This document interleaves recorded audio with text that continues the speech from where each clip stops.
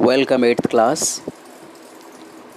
आज के इस वीडियो में हम ट्राई अगेन इस कविता के वार्मिंग अप वर्कशॉप और लैंग्वेज स्टडीज़ से रिलेटेड क्वेश्चंस को सॉल्व करेंगे। तो आइए सबसे पहले चिट चैट पर चलते हैं। चिट चैट ये पर्सनल ओपिनियन से रिलेटेड क्वेश्चंस हैं।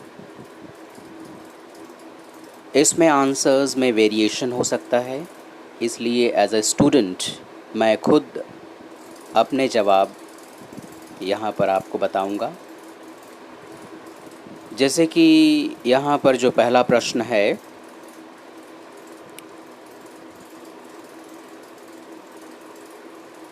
What do you like, poems और स्टोरीज़? आपको क्या पसंद हैं, कहानियाँ या कविताएँ? तो जैसा कि मैंने बताया, हर एक की अपनी अपनी अलग पसंद होती है। तो as a student me myself, मैं खुद अपना जवाब अगर बताऊं तो आई लाइक बोथ, मुझे दोनों पसंद हैं। दूसरे पर आते हैं, what kind of poems do you enjoy the most?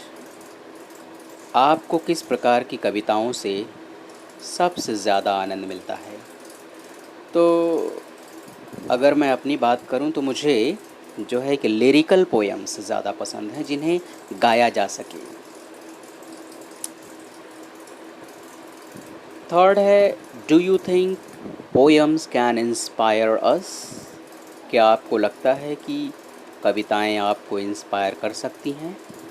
Of course, yes, sure, poems can inspire us. Fourth question है, do you remember any such inspiring poem? क्या आपको ऐसी कोई इंस्पायरिंग पोएम याद है?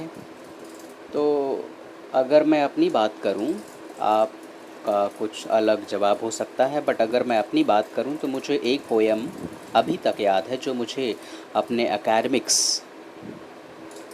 से में याद हो चुकी थी। वो है, we shall overcome, we shall overcome, we shall overcome someday. तो इस प्रकार की लंबी सी कविता है। तो ये एक इंस्पायरिंग कविता थी जिसे मुझे अपने एकेडमिक्स में 8th और 9th क्लास में ही याद हो चुका था और अभी तक याद है।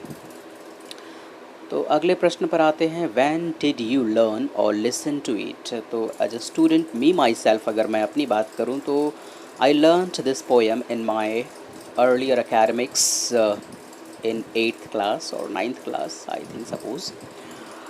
सिक्स्थ है, what message do you get from it? इस कविता से जो मैंने अभी आपको सुनाई, we shall overcome, we shall overcome, we shall overcome someday.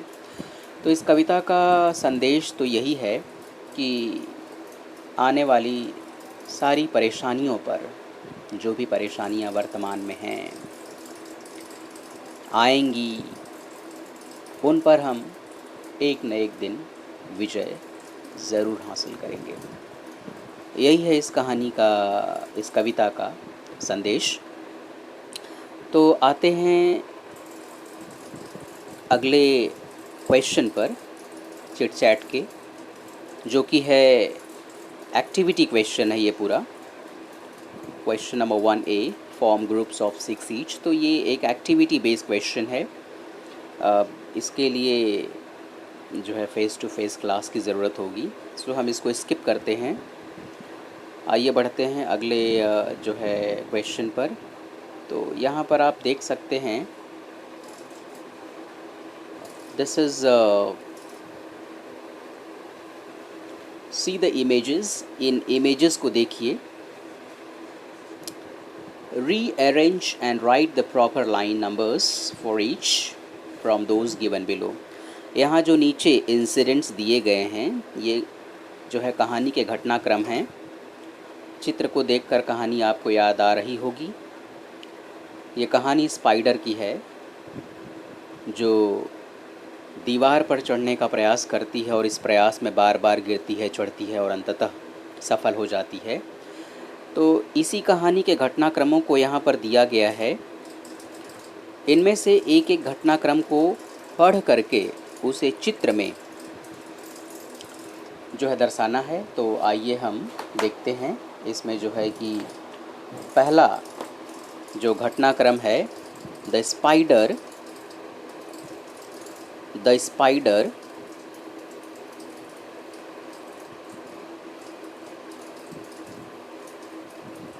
ये है पहला घटनाक्रम, the spider climbed again a little higher.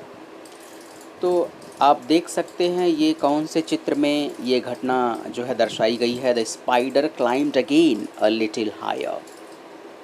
ये वाला है घटनाक्रम, ये वाला चित्र है जो इस घटनाक्रम को दर्शाता है।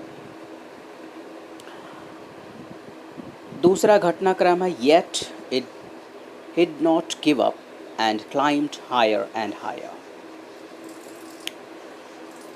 ये घटनाक्रम जो है कि यहाँ दिखाई देता है, यहाँ पर, yet it did not give up and climbed higher and higher. अगली घटना है, it slipped and fell down. तो इस घटना का चित्रण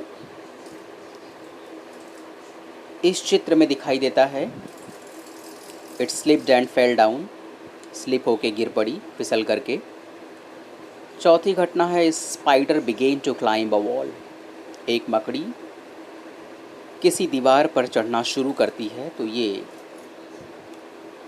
जो है कि बिल्कुल ये घटना यहाँ पर दिखाई देती है, इस चित्र में चित्रित होती हुई दिखाई दे रही है।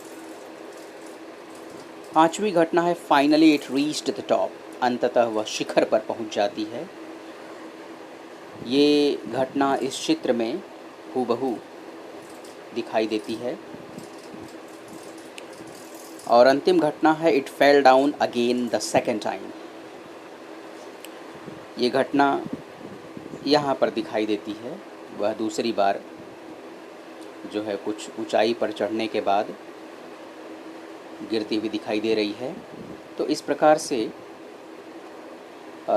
इन इमेजेस को रीअरेंज करना था, जो है कि फ्रॉम दोज गिवन बिलो, इन घटनाओं के हिसाब से अरेंज करना था।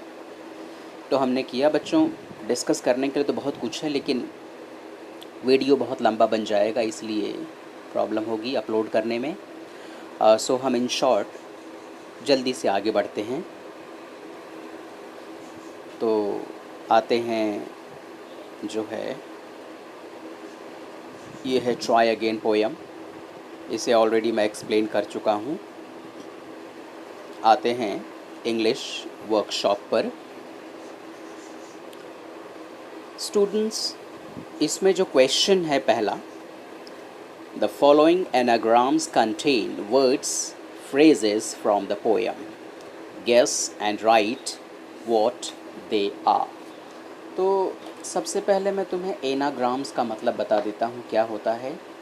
तो जो है कि एनाग्राम्स का, ये देख रहे हो ना एनाग्राम्स, इसका मतलब ये होता है कि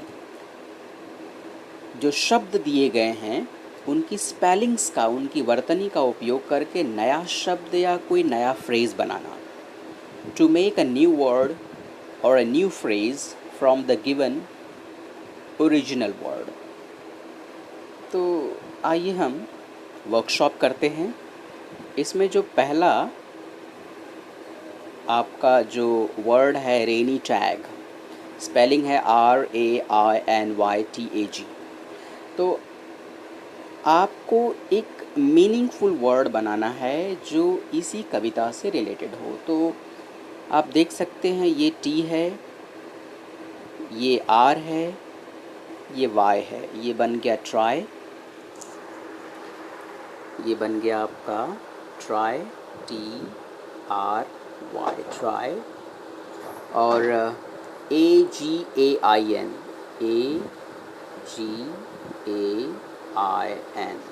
ट्राई अगेन।